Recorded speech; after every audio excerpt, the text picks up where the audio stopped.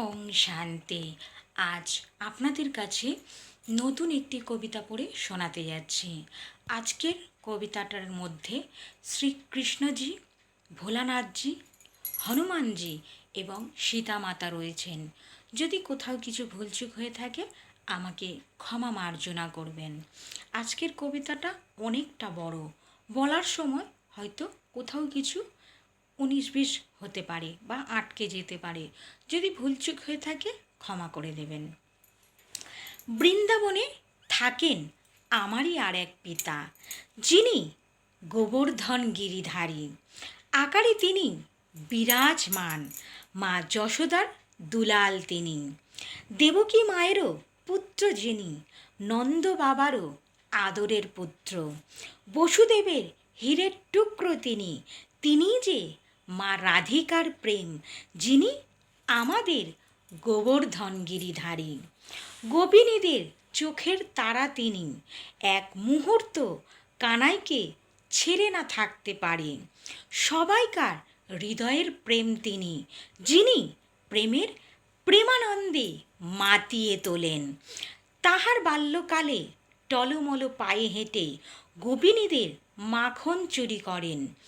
আদর করে মা যশোদার কাছে চুরি না করার ভঙ্গিমা দেখিয়ে সবাইকার হৃদয় চুরি করেন। মাথায় পেখমের পালক বেঁধে মুখে বাঁশির সুর তোলেন। নিজের মনের দুঃখ কষ্টকে বাঁশির সুরে স্তব্ধ করেন। এমন বাঁশির প্রেম, ভোলানাথ সেই বাঁশির আকার হয়ে শ্রীকৃষ্ণেরই পাশে থাকেন। পিতা আমার নীলকণ্ঠ হয়ে আমারই আর এক পিতার হৃদয় জুড়িয়ে থাকেন। দুজন যে দুজনারই পূজারী, এমনই তাহাদের প্রেম।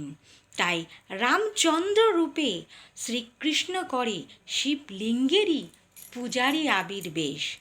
কেবল তিনি শিবলিঙ্গের নয়, দুর্গা মাকেও আহ্বান তিনি করেন। 108টা পদ্ম দিয়ে মায়েরই পূজার জোগাড় তিনি করেন।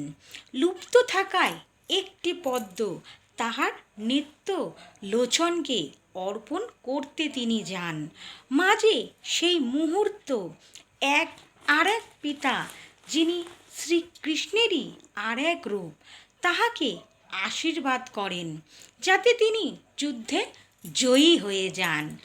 হয় যেন সত্যের জয়, রাবণ রাজ্য ধ্বংস হয়ে যায়, লঙ্কাপুরী ছারখার হয়, অযোধ্যায় সুখ শান্তি ফিরে রয়।